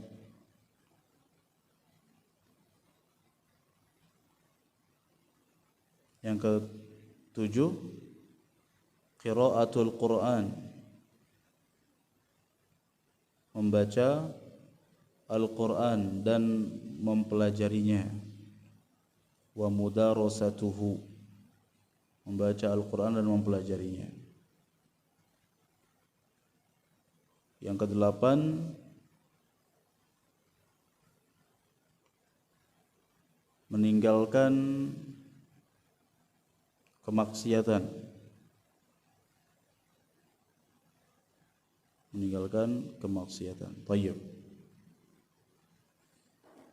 Itu diantara adab-adab dan sunnah-sunnah dalam berpuasa Ibu. Pertama, sahur. Kita nggak boleh meninggalkan sahur Bu ya. Karena sahur ini berkah. Kata Nabi SAW, tasahharu fa inna fis sahuri barakah. Sahurlah kalian karena dalam sahur ada keberkahan. Berkah yang dimaksud berkah pada makanan dan minuman dan berkah pada waktu. Ya, makanan dan minuman yang Ibu makan ketika sahur itu berkah. Bukti berkahnya apa? Dengan makanan tersebut kita kuat menunaikan ibadah puasa dan kuat menunaikan ibadah-ibadah yang lain. Berkah waktu, maksudnya apa? Waktu sahur merupakan waktu yang berkah. Waktu sepertiga malam terakhir, di mana Allah Azza wa Jalla turun ke langit dunia sesuai dengan kelayakan dan keagungan Allah, dan di waktu tersebut orang-orang soleh telah beristighfar memohon ampun kepada Allah. Nabi SAW melarang kita meninggalkan sahur. Nabi SAW sabdakan, tasahharu walau bijur'ati ma'in, sahurlah kalian meskipun hanya dengan seteguk air. Masih kenyang, malas makannya, tetap sahur. Nggak boleh kita sepelekan masalah sahur ini. Tetap kita wajib sahur meskipun hanya dengan seteguk air, dalam rangka mengharapkan keberkahan yang Allah Subhanahu wa taala berikan kepada makanan dan minuman ketika sahur. Yang kedua, sunnahnya ta'khirus sahur, mengakhirkan sahur. Jangan terburu-buru dalam sahur Ibu. Sunnahnya itu mengakhirkan. Dulu Nabi dan para sahabatnya, mereka sahur itu di menit-menit menjelang azan subuh. Kata para sahabat bahwa Nabi dan para sahabatnya sahurnya itu dikira-kira, kalau dikira-kirakan jarak antara sahurnya Nabi dengan azan subuh qadra 50 ayat. Sekadar atau kira-kira sekadar seseorang membaca Al-Quran 50 ayat. Berapa menit buka kita Bu? Baca Quran 50 ayat. Ya misalnya An-Naba-nya 40 ayat Bu. Misalnya 15 menit lah misalnya. Berarti sahurnya Nabi dan para sahabatnya kira-kira sekitar 15 menit sebelum subuh. Berarti yang orang kumandangkan imsak itu Nabi baru sahur kan gitu. Kenapa? Karena tentunya dengan mengakhirkan sahur kita akan mendapatkan kebaikan berdasarkan janji dari Nabi SAW, dan juga lebih menguatkan kita untuk menghadap atau untuk menjalankan ibadah puasa. Begitu juga disunnahkan menyegerakan berbuka. Nanti hadisnya sama.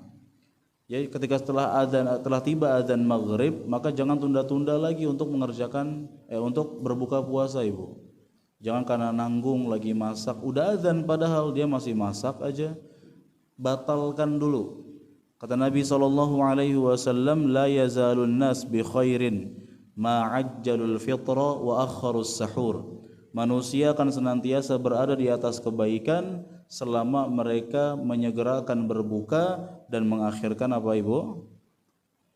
Apa? Sahur, ya. Yang keempat, berbuka dengan rutop, kurma basah. Jadi kurma itu kan ketika muda lalu beranjak kepada kematangan itu enak sekali, Ibu. Kurma basah, rutop namanya. Menyegarkan. Atau kalau rutop tidak ada maka boleh dengan kurma biasa.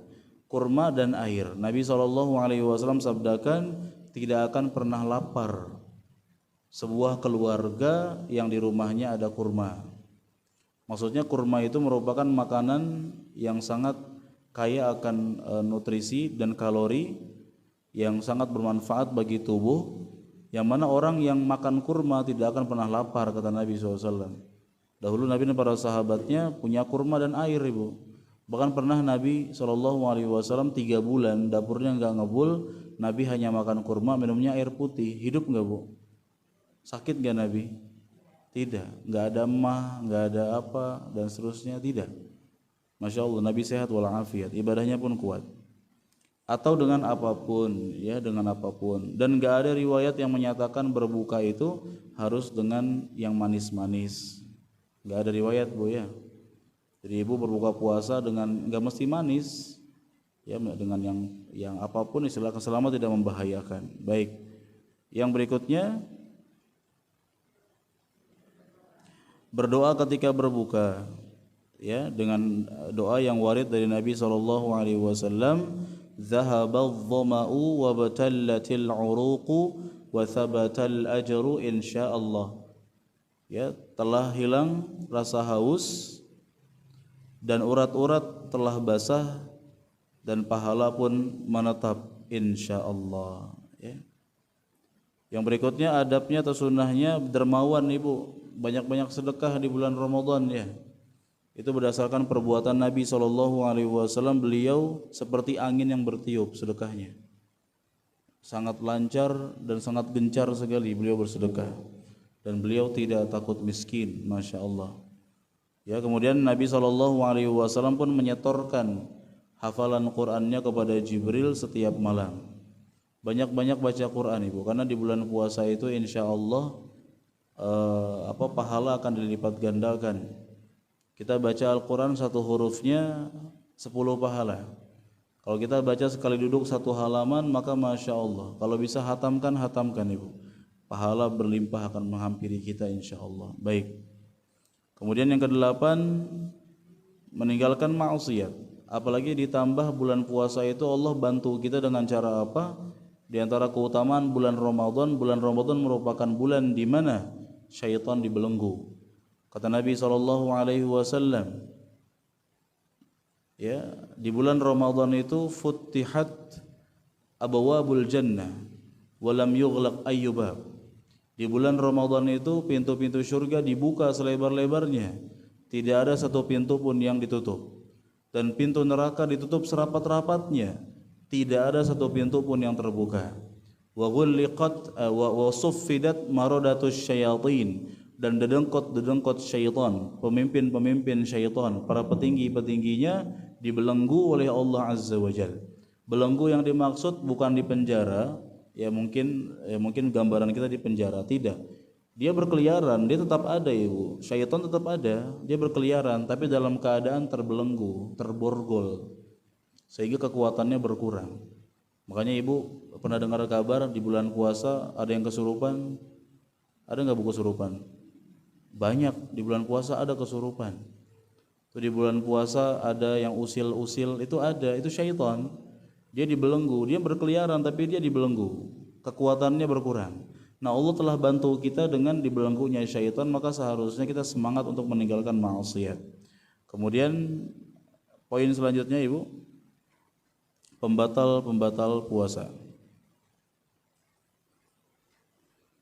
Pembatal puasa.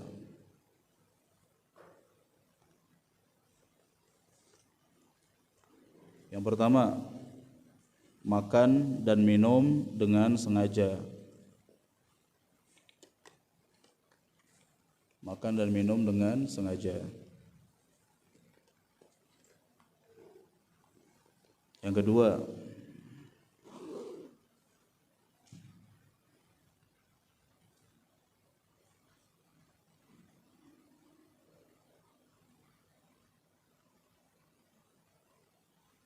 muntah dengan sengaja. Muntah dengan sengaja. Yang ketiga, haid, menstruasi.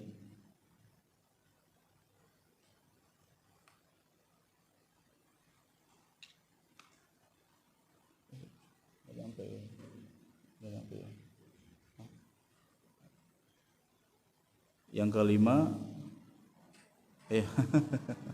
insyaallah Bu ya. Saya ringkas-ringkas, salah mulu nyebutin poinnya nih. Yang keempat, nifas. Yang kelima, mengeluarkan sperma dengan sengaja. Apa nih?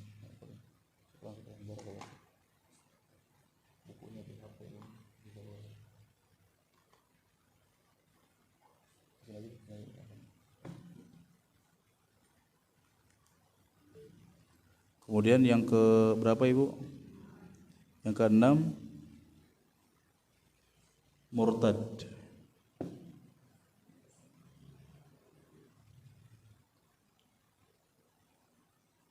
Dan syirik besar. Lagi puasa tapi berbuat kesyirikan, maka batal. Lagi puasa murtad. Yang keberapa? Ke-8. 7 ya Bu. Yang ke-7, niat berbuka. Niat berbuka.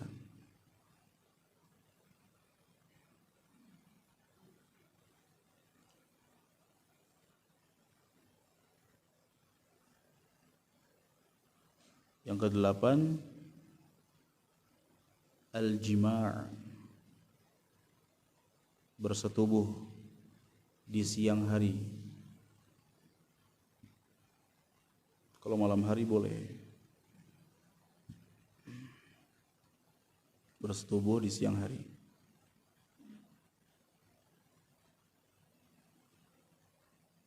Dan wajib melakukan kafarat, penebus dosa.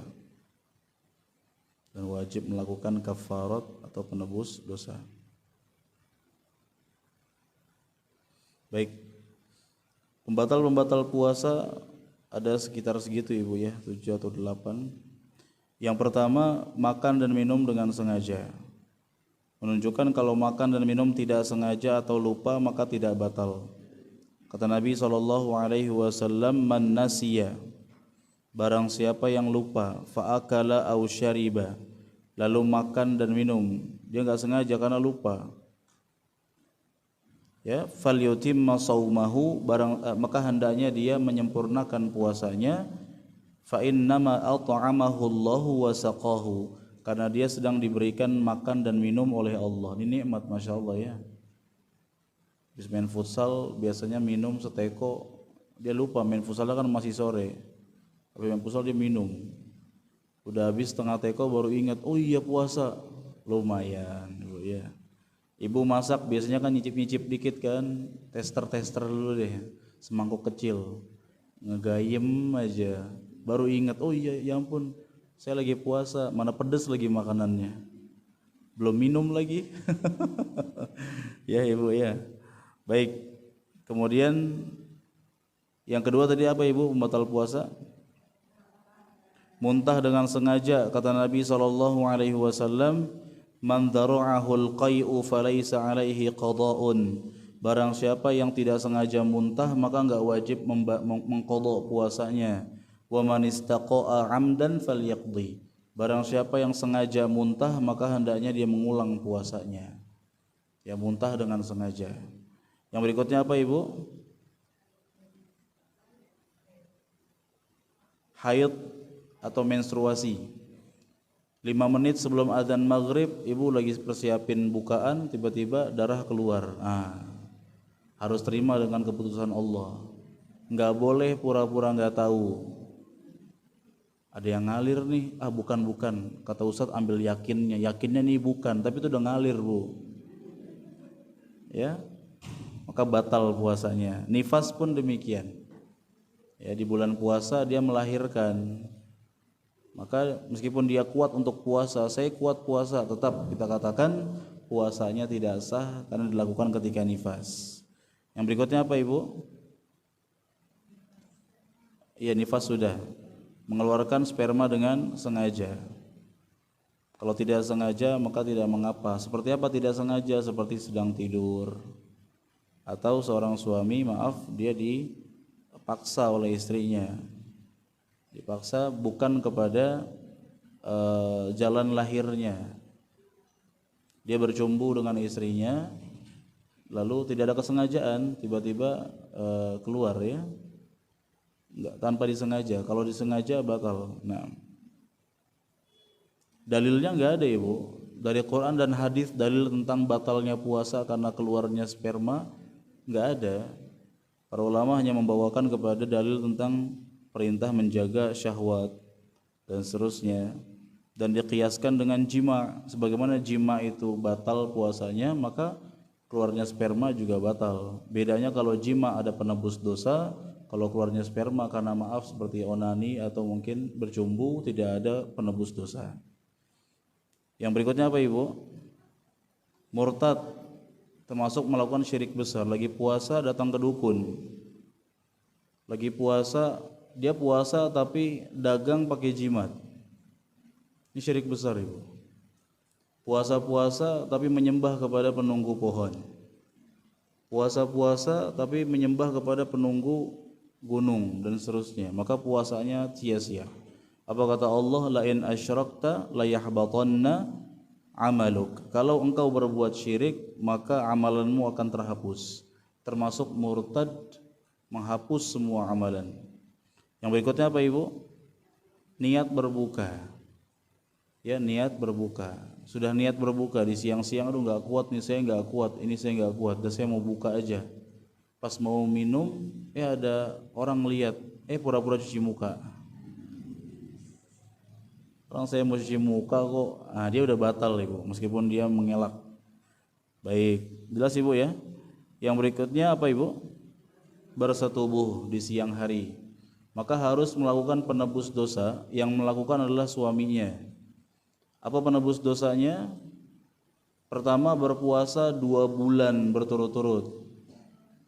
Kalau nggak kuat, nggak bisa, maka memberikan makan kepada 60 orang miskin dengan porsi yang normal. Berikan kepada 60 orang miskin. Ya, kalau nggak bisa, memerdekakan budak, ya. Baik. Jadi si suami yang bayar, Ibu, ya. Karena istri ghalibnya kebanyakannya nggak punya harta, yang punya harta suami. Baik.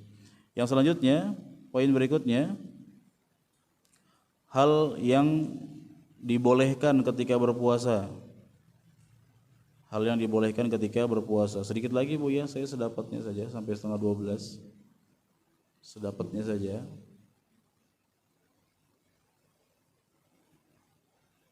Ya, kalau nggak selesai saya diundang lagi lah, Bu. Enggak, ya. Ya, kalau nggak selesai insya Allah sudah mencerahkan, mudah-mudahan. Yang pertama, masuk pagi hari dalam keadaan junub. Perkara yang dibolehkan ketika puasa, masuk pagi hari dalam keadaan junub.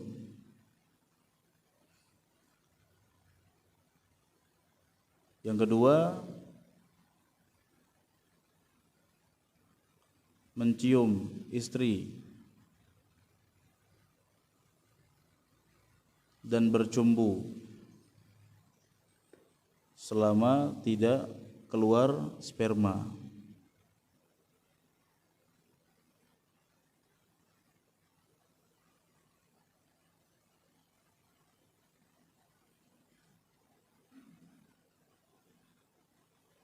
Selama tidak keluar sperma.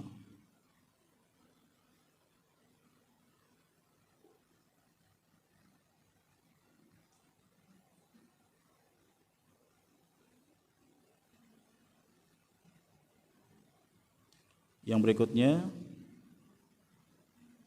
yang ketiga ya Bu ya, bener kan? Bener sekarang mas ya. Mandi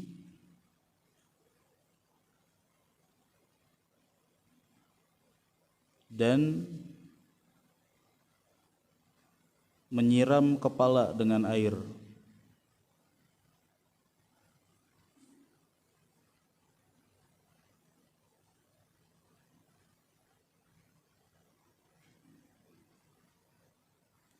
Yang keempat, berkumur-kumur dan memasukkan air ke hidung. Berkumur-kumur dan memasukkan air ke hidung tanpa berlebihan.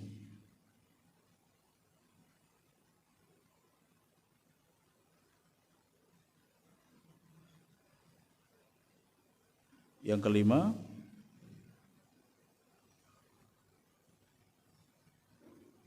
mencicipi makanan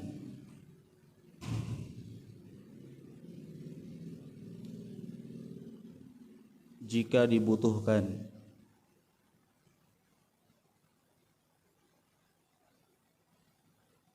Dan tidak ditelan. Mencicipi makanan jika dibutuhkan dan tidak ditelan.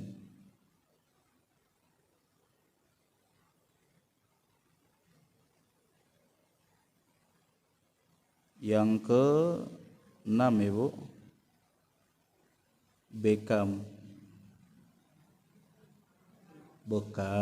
ya. Masa bekam Bu, pemain bola itu mah. Bekam dan donor darah.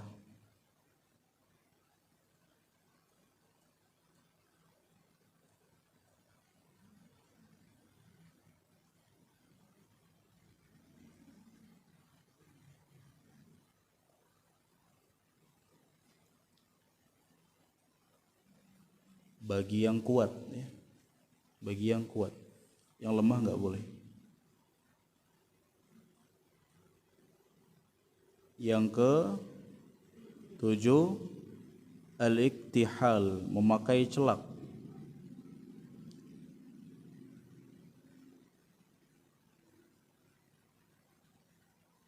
Wal huqnah, suntik. Suntik yang dimaksud bukan menyuntikkan sesuatu yang merupakan pengganti makanan minuman Bu. Kalau suntik selain makanan dan minuman maka boleh. Kalau suntik seperti infus ini nggak boleh. Kalau vaksin nggak membatalkan ya. Vaksin imunisasi sama aja sih, nggak batal. Kemudian obat tetes.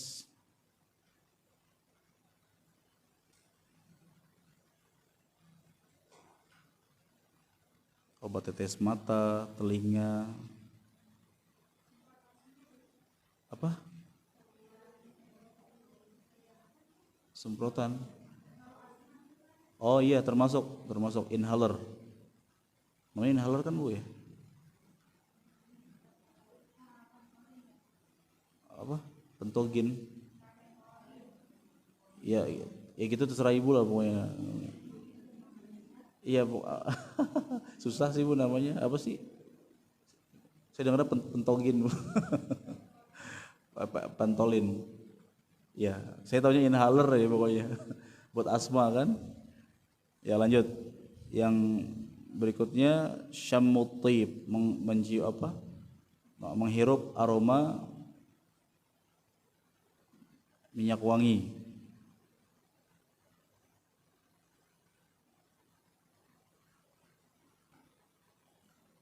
berikutnya bersiwak.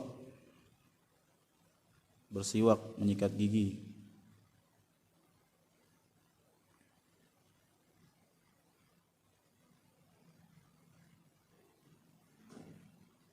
Yang berikutnya menelan ludah.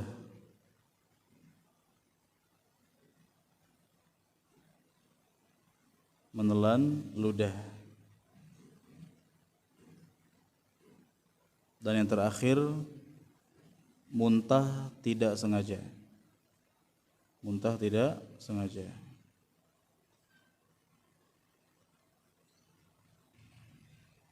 Baik.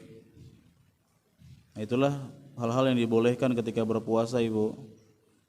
Yang pertama, masuk pagi hari dalam keadaan junub. Misalkan ketika waktu sahur suami istri bercampur, datang waktu subuh dalam keadaan mereka berdua belum mandi. Berarti kan masuk pagi hari dalam keadaan junub, ini boleh, nggak batal. Yang nggak boleh adalah sudah setelah subuh jima, ini haram. Yang kedua, mencium istri, mencumbuinya selama tidak keluar sperma. Jadi Nabi SAW pernah masuk pagi hari dalam keadaan junub, Ibu. Dan Nabi SAW pun mencium istrinya ketika puasa. Tapi Nabi sangat ahli dalam menahan syahwatnya. Yang ketiga, mandi, Ibu. Jadi enggak makruh, makruh ya, dibenci, enggak. Mandi, menyiramkan air ke rambut, ke kepala, ke wajah untuk mendinginkan badan, karena pas puasa itu panas sekali, dahaga sekali. Ditambah biasanya bulan puasa itu musim panas, Bu. Maka ini boleh. Nabi SAW melakukan demikian. Beliau menyiramkan air ke kepala beliau di sebuah tempat namanya Al-Arju, ya, untuk mendinginkan untuk menyegarkan badan beliau karena saat itu sangat panas sekali. Yang keempat, berkumur-kumur dan beristinsyak, memasukkan air ke dalam hidung tanpa berlebihan. Ini perintah Nabi SAW, berlebihanlah kalian dalam memasukkan air ke dalam hidung kecuali ketika kalian sedang berpuasa. Jadi kumur-kumur boleh, Bu. Kan bau mulut tidak sedap, kita kumur-kumurkan boleh. Yang penting jujur ya, kumur-kumur 3 keluarnya 3, Bu. Kumur-kumur 3 nggak ada yang keluar, lu nggak ada yang keluar ini. Yang kelima, mencicipi makanan jika dibutuhkan. Ingat, jika dibutuhkan. Kadang-kadang sebagian orang latah kan, ini cicip, ini cicip, ini cicip. Padahal nggak ada hajat. Itu pun cicipinya, Ibu, jangan sampai tertelan. Habis dicicipi ujung lidah, kemudian buang lagi. Jangan sesendok, enak-enak. Satu piring kecil aja tahu, Bu, ya. Kemudian boleh juga, Ibu, bagi ibu yang menyuapi anaknya untuk mengunyahkan dulu, boleh. Tapi jangan ditelan. Kan kadang-kadang makanan masih panas. Oleh ibunya dikunyah dulu, diademkan, didinginkan di dalam mulut. Tapi jangan sampai ditelan. Kemudian yang berikutnya apa, Ibu? Bekam bagi yang kuat, ya. Nabi SAW berbekam padahal beliau sedang berpuasa. Kemudian bolehnya donor darah ketika berpuasa bagi yang kuat. Kalau lemah, maka dia dikategorikan sebagai orang yang sakit, maka batal puasanya. Fasdu juga boleh, Ibu. Fasdu totok darah, merobek vena, lalu mengeluarkan darah kotor, ini boleh. Kemudian yang berikutnya, pakai celak, suntik, obat tetes mata, tetes telinga. Sebagian ulama mengatakan kalau obat tetes matanya ada minnya dan sampai ke tenggorokan, maka batal. Maka usahakan jangan sampai pilih yang ada minnya. Dan mencium aroma, minyak wangi atau aroma apapun. Yang batal adalah aroma atau yang batal adalah menghisap rokok. Karena rokok ini masuk ke dalam perut dan batal dan memabukkan. Jadi disamakan dengan makan dan minum. Kalau obat asma hanya sampai paru-paru dan tidak menyebabkan lambung terkena madharat. Adapun rokok, lambung terkena bahaya. Makanya orang yang merokok itu akan pusing, sempoyongan, mirip seperti orang yang minum minuman keras. Kemudian yang berikutnya apa Ibu? Menyikat gigi. Meskipun sebagian ulama memakruhkan, terutama ketika sudah sore setelah asar sudah jangan disikat agar kita berbuka puasa dalam keadaan mulut kita mengeluarkan aroma tidak sedap dan itu mulia di sisi Allah Azza wa Jalla. Dan yang berikutnya menelan ludah dan benda-benda yang nggak bisa ditinggalkan Ibu, nggak bisa dihindari. Ludah atau yang semisal dengan ludah termasuk rasa-rasa makanan. Kita kan kadang-kadang makan sahur Ibu. Nah setelah sholat subuh itu kita mungkin belum sikat gigi sehingga masih ada rasa yang masih ada rasa yang tertinggal di lidah kita Ibu. Ya, masih ada rasa di lidah kita sehingga itu boleh ditelan, nggak ada masalah. Karena nggak bisa dihindari. Dan yang terakhir adalah muntah dengan tidak sengaja. Baik. Ya, ada beberapa Ibu yang belum saya sampaikan, saya bahas ini belum selesai ini. Mohon maaf atas kekurangan Bu ya. Namun saya sampaikan saja secara cepat tentang orang-orang yang boleh tidak berpuasa Ibu. Tambahin lagi. Ini Ibu dicariin enggak Bu? Enggak apa kan ya? Terus suami nyariin di mana nih? Enggak ada yang masak, enggak ada yang apa gitu. Orang-orang yang boleh tidak berpuasa.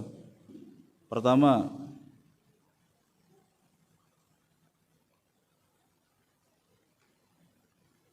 orang yang sedang sakit.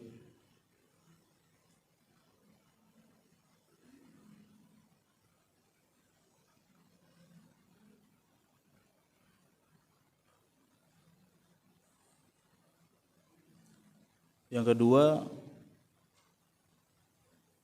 musafir. Orang yang sedang safar. Yang ketiga,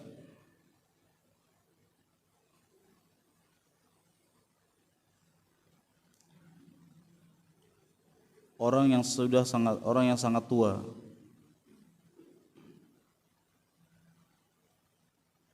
Sangat tua dan tidak mampu berpuasa.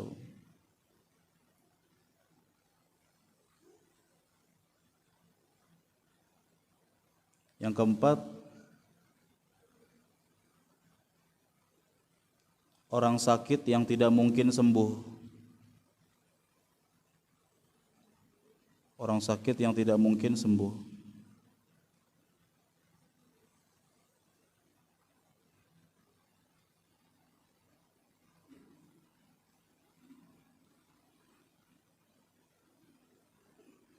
Poin 3 dan 4 berikan keterangan tidak wajib puasa,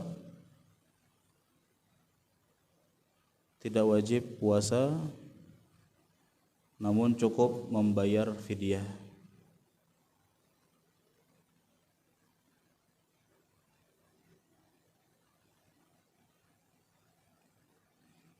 Yang ke 5 ya Bu? 5 dong. Tuh kan bener saya kan? 5, 6. 5 wanita hamil, yang ke-6 menyusui. Yang ke-5 hamil, yang ke-6 menyusui.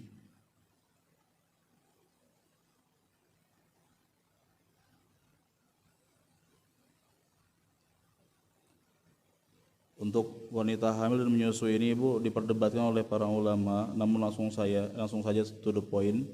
Saya memilih pendapat yang mengatakan wanita hamil dan menyusui sama seperti orang sakit yang tidak mungkin sembuh. Apain Bu? Cukup bayar apa? Fidyah sejumlah hari yang dia tinggalkan. Baik, itulah dia orang-orang yang boleh tidak berpuasa. Yang tadi pertama orang sakit. Sakit itu dirincikan Bu. Kalau sakitnya sakit parah, sangat parah dan masih bisa sembuh, maka dia jangan berpuasa dan dia mengganti puasa pada hari yang lain.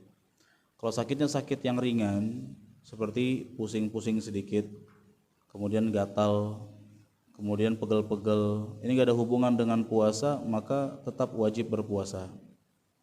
Kemudian musafir, kalau safarnya safar yang tidak melelahkan, safar nggak melelahkan, maka wajib puasa. Ya, dari sini ke pasar kan nggak lelah Ibu. Ya, Tapi kalau melelahkan dan hampir seperti orang sakit, maka boleh batalkan puasa dan ganti pada hari yang lain.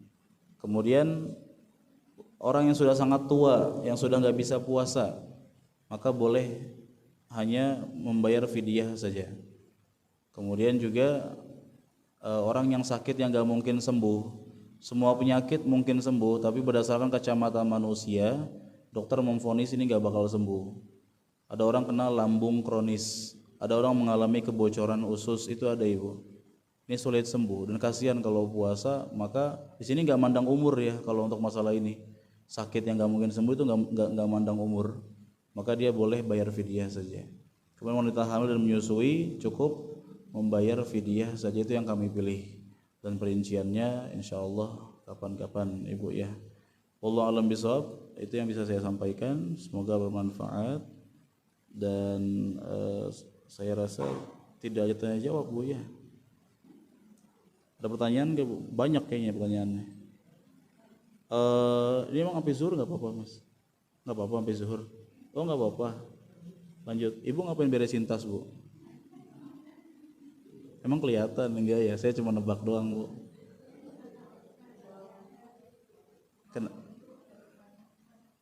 Ada pertanyaan? Banyak. Saya sih nggak masalah bu sampai zuhur. Orang bentar lagi zuhur nanggung sampai azan ya. Boleh? Tayyib. Ya, silakan bu pertanyaan. Singkat-singkat aja ya jawabnya bu. Ada berapa ratus pertanyaan? Masya Allah, lusinan ini. Masya Allah. Saya jawab dulu pertanyaan pertama, masuk dari netizen. Apakah benar kalau berwudu dalam kamar mandi pintunya wajib dibuka? Tidak ada ketentuan, karena tidak masuk dalam kategori pembatal wudu. Yang kedua, pedagang yang niatnya hanya untuk orang tua atau yang berhalangan puasa dan ternyata yang beli tidak ada halangan syar'i, apakah pedagang mendapatkan dosa? Iya, kalau dia tahu ternyata pembelinya laki-laki kuat dan pedagang sangat berhak untuk bertanya, maaf pak, kami hanya menjual untuk perempuan yang berhalangan atau untuk orang yang sedang berhalangan. Si bapak itu bilang iya buat istri saya yang sedang menstruasi, maka boleh. Tapi kalau dia langsung marah, lo emang kenapa kalau saya nggak puasa? Toleransi dong, harga yang nggak puasa misalnya, maka dia berdosa. Dan kita jangan ikut ta'awun dalam perbuatan dosa. Allah melarang kita untuk ta'awun dalam perbuatan dosa.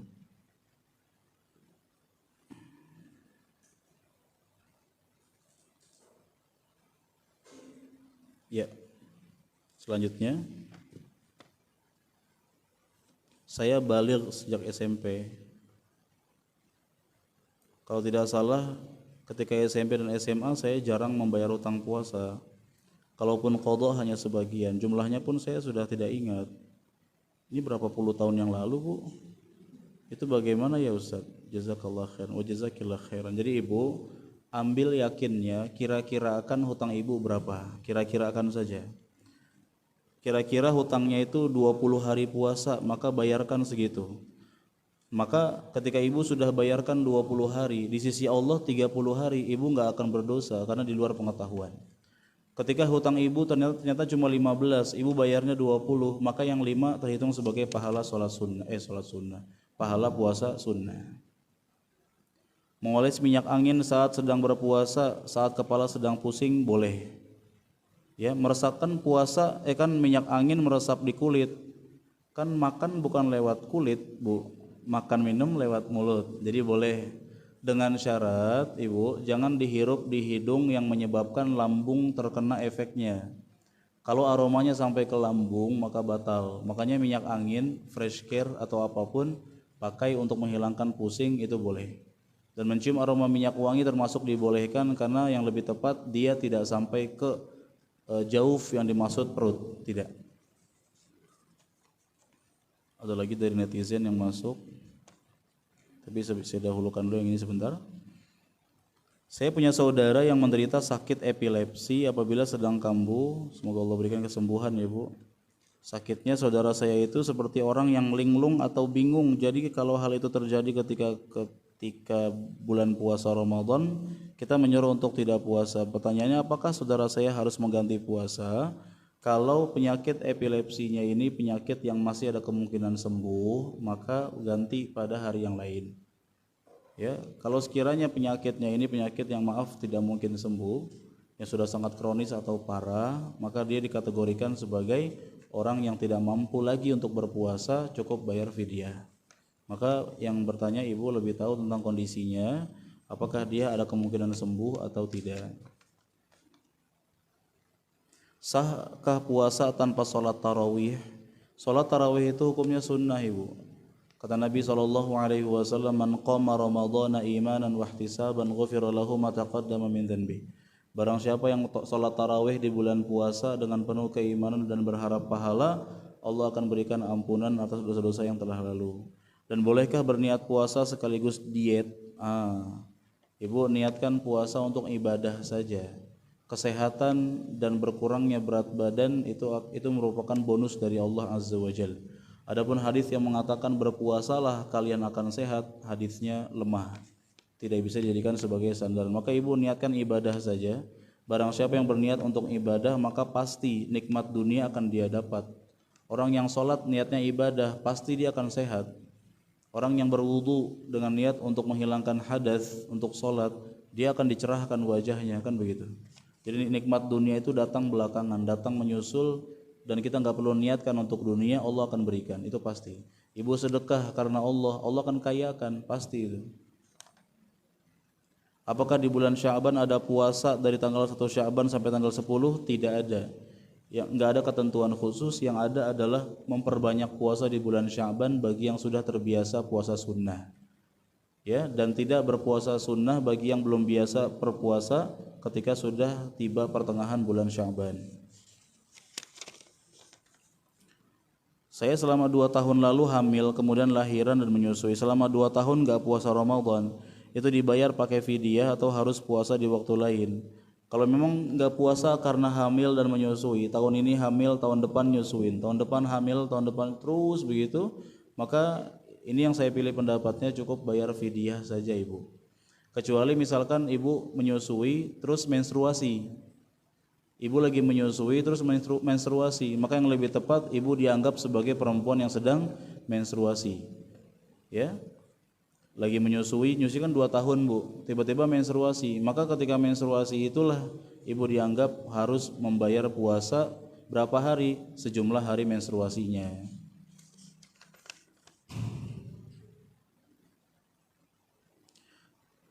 Boleh diteruskan puasa sunnahnya bagi yang terbiasa puasa sunnah di bulan Sya'ban ini, diperbanyak puasa sunnah dibolehkan bagi yang sudah terbiasa puasa sunnah Senin Kamis. Ibu punya kebiasaan Senin Kamis, silahkan teruskan.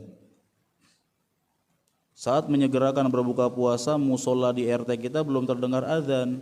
Patokannya bukan musola RT ibu, kadang-kadang muadzin itu kan minum dulu, atau kadang dia nyalahin ampli, nyalahin mixernya, mic-nya dulu, beresin sejadah dulu, dia nyarap dulu, makan dulu, udah lega baru azan, kan gitu ibu. Nah maka di sini patokan kita, ibu lihat ke Google jadwal azan yang valid, sudah masuk waktu maghrib, di masjid belum azan, tapi sudah masuk waktu maghrib, sudah terbenam matahari, boleh berbuka. Ya. Kemudian pernyataan Al-Imam Ibrahim bin Adham, pastikan halal makanan yang kau makan dan tidak mengapa engkau tidak pernah sholat malam ataupun puasa sunnah di siang hari. Benar, kita wajib untuk mencari nafkah yang halal, ya, meskipun kita nggak pernah sholat sunnah, sholat malam dan nggak pernah puasa sunnah, tapi kalau makanan yang kita makan, profesi yang kita geluti adalah yang halal, maka itu jauh lebih baik daripada orang yang suka sholat malam atau puasa sunnah namun cara mencari nafkahnya dari jalan yang haram. Ya, karena nafkah yang haram atau makanan yang haram menyebabkan seseorang tidak akan diterima atau tidak akan dikabulkan doa-doanya oleh Allah Subhanahu wa taala. Wallahu a'lam bishawab. Ya saya jawab singkat-singkat, mohon maaf. Ya mudah-mudahan dimaklumi dan terima kasih banyak atas segala perhatian. Jazakumullahu khairan. Wassallallahu wasallam ala nabiyyina Muhammad, dan selamat menyambut bulan puasa Ramadan ibu-ibu sekalian. Semoga Allah berikan kepada kita semua kemudahan untuk mendulang amal soleh di bulan itu, dan kemudahan untuk mengerjakan banyak ketaatan termasuk wabil khusus puasanya, dan semoga Allah Subhanahu wa taala mengampuni semua dosa-dosa kita dan menjadikan kita termasuk orang-orang yang dimudahkan untuk istiqomah sampai wafat. Barakallahu fikum wa akhiru da'wana alhamdulillahi rabbil alamin. Subhanakallahumma wa bihamdika asyhadu an la ilaha illa anta astaghfiruka wa atubu ilaik. Wassalamu alaikum warahmatullahi wabarakatuh.